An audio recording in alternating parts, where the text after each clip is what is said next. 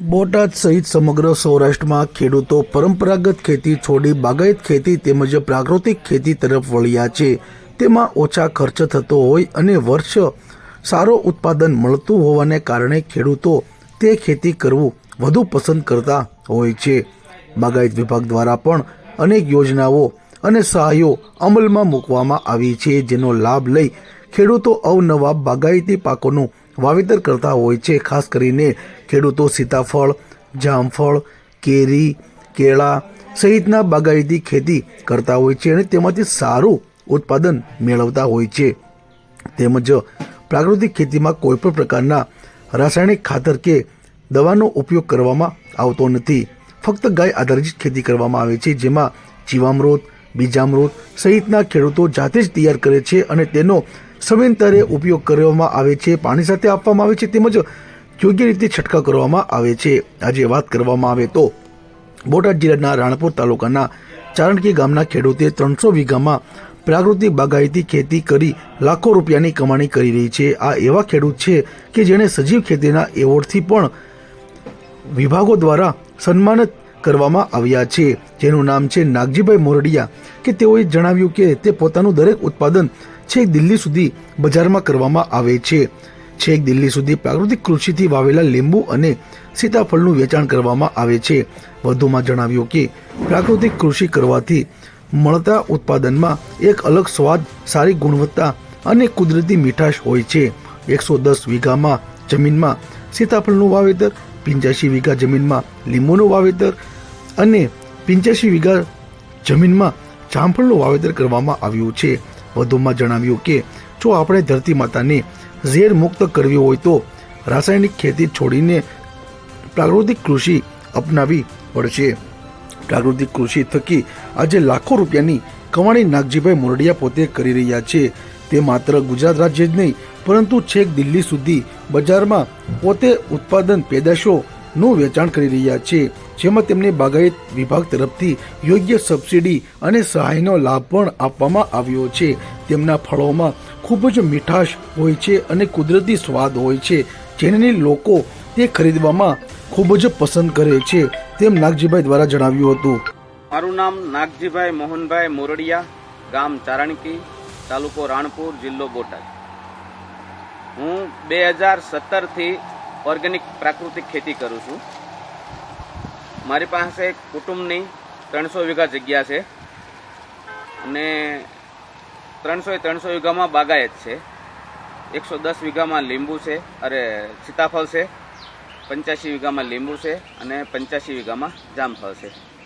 જામફળ પણ 3 પ્રકારના છે, અંજીરિયા જામફળ છે, તાઇવાન પિંક છે અને વ્હાઇટ 1 kg છે। સીતાફળ 110 વીઘામાં છે, એ ગોલ્ડન સીતાફળ છે અને લીંબુ છે એ કાગડી લીંબુ છે। 2017થી હું પ્રાકૃતિક ખેતી કરું છું। પ્રાકૃતિક ખેતીમાં શું કહેવાય, એટલી બધી અમને મજા આવી છે કે એનો ટેસ્ટ અલગ હોય, ક્વોલિટી પણ સારી છે, મીઠાશ પણ એટલી છે।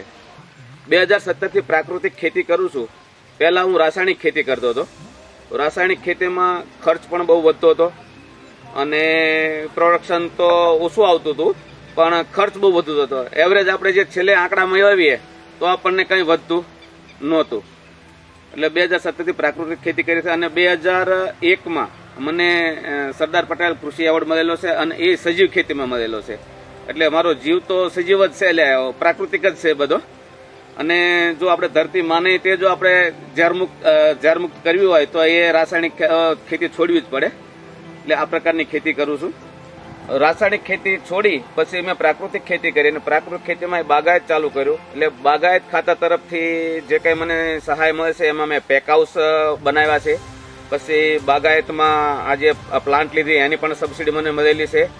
પછી જે વારાંતરે જે કંઈ સબસિડી મને જે બાગાયત ખાતા તરફથી જે સહયોગ મળે છે એ પણ હું લઉં છું એમના, અને બાગાયત ખાતાનો પણ મને પૂરો સપોર્ટ છે।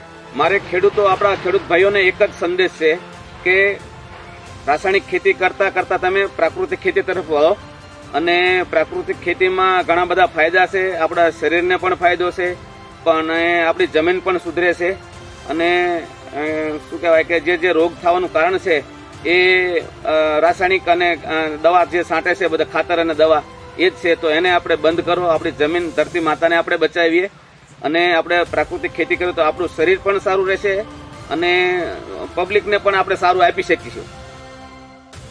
ખેડૂત નાગજીભાઈ મોરડિયાએ જણાવ્યું કે હું 2017થી પ્રાકૃતિક ખેતી કરું છું, તેમજ 300 વીઘા જમીનમાં બાગાયતી ખેતી કરું છું, જેમાંથી 110 વીઘા જમીનમાં સીતાફળનું વાવેતર, 85 વીઘામાં લીંબુનું વાવેતર અને 85 વીઘામાં જામફળનું વાવેતર કર્યું છે, જેમાં અંજીરિયા જામફળ, તાઇવાન પિંક જામફળ અને વ્હાઇટ 1 kg એમ 3 પ્રકારના જામફળનું વાવેતર કરવામાં આવ્યું છે. તેમજ 110 વીઘામાં ગોલ્ડન પ્રજાતિના સીતાફળનું વાવેતર કરવામાં આવ્યું છે અને કાગદી પ્રકારના લીંબુનું વાવેતર કરવામાં આવ્યું છે.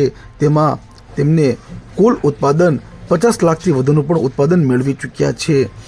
આ નાગજીભાઈ દ્વારા જણાવવામાં આવ્યું કે જમીનને હંમેશા ઝેર મુક્ત રાખવી જોઈએ, તેટલા માટે કોઈપણ દવાનો કે રાસાયણિક ખાતર તેમજ રાસાયણિક દવાનો ઉપયોગ કરવામાં આવતો નથી. માત્ર ને માત્ર કુદરતી મીઠાશ હોય છે અને પોતે ગાય આધારિત ખેતી કરી રહ્યા છે. અન્ય ખેડૂતોને પણ સંદેશો આપતા જણાવ્યું કે દરેક ખેડૂતે રાસાયણિક ખેતી છોડીને પ્રાકૃતિક ખેતી અપનાવવી જોઈએ. તેમજ આ ખેડૂત નાગજીભાઈ મોરડિયાને સજીવ ખેતીના શ્રેષ્ઠ જિલ્લાના ખેડૂત એવોર્ડ તરીકે એવોર્ડ આપીને સન્માનિત પણ કરવામાં આવ્યો છે.